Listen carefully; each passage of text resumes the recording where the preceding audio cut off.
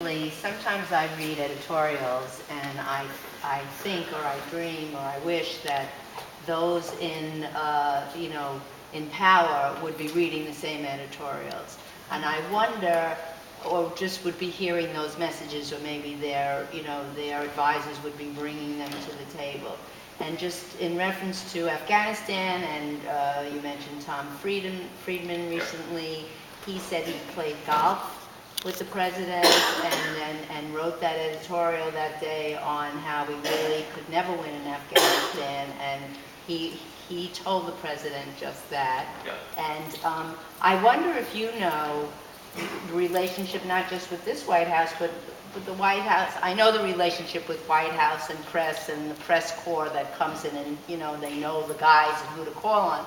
But the editorial writers, I mean, how much does that get? And also, I mean, it's one of the reasons that I think I voted for Obama, because I felt he was going to be a president perhaps that would look further than just the small picture. However, when we had this election the other day and we had the Republican win in Virginia, and I heard it said that Obama did not listen, that he watched basketball that night or something instead of, and I went, if he's not even listening to the news.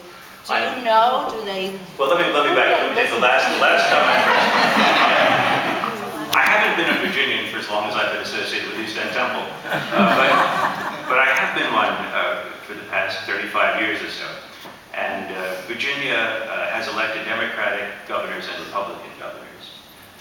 It elected the first African American governor in the country after Reconstruction. These elections do not necessarily, Doug Wilder was our governor. They don't necessarily tell you much about national politics. The election of a Democratic governor and 2 Democratic senators, which we've had until last week or 2 weeks ago, was quite unusual.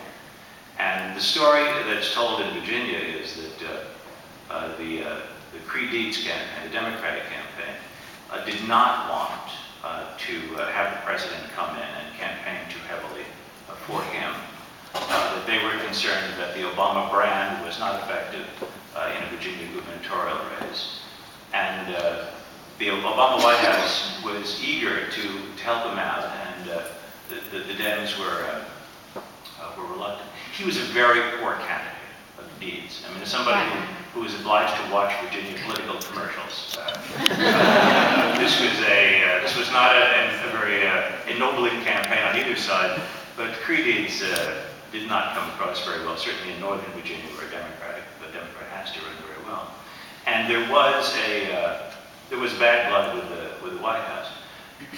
People contrasted we do a Friday session with David Brooks and E.J. Dionne all the time, and they kept contrasting Governor Corzine, who clung for dear life to Barack Obama through that campaign and had the president as much as often as he could. Of course, the bottom line was he also lost. So, at least in that case, there was a sense that the New Jersey candidate really wanted the president's help. I think that as far as who has influence, yes, Friedman, Tom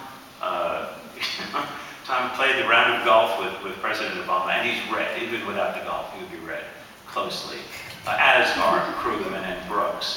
The New York Times op-ed page, I think, is taken quite seriously in the White House. And I think there are other columnists like David Ignatius of the Washington Post and perhaps Jim Hoagland of the Washington Post, who are also read quite closely. But you have to recall the central dynamic right now. If we're talking about elections, typically a new president loses seats in the off-year election that comes up in 2010. His party, you would expect now, will lose, in a really good year, maybe they'll lose 8 to 12 seats. In a bad year, they could lose 20 seats in the House and a few seats in the Senate. That's typical. When the Democrats negotiate within their own ranks with the so-called blue dogs, they're talking to the people who actually give them the majority. That is, Charlie Rangel, it could be discovered that Charlie Rangel owns 4 more houses. And either he or some Democrat will get elected from that district. This is not It's just not in dispute. But in Southern Virginia, in North Carolina, in Indiana, in Southern Ohio, well, no longer in the Northeast. The Northeast is almost a Democratic reserve right now. But in much of the country, if a Democrat were found with one extra rent control department, that seat will go Republican. You lose that seat because those districts are tightly contested.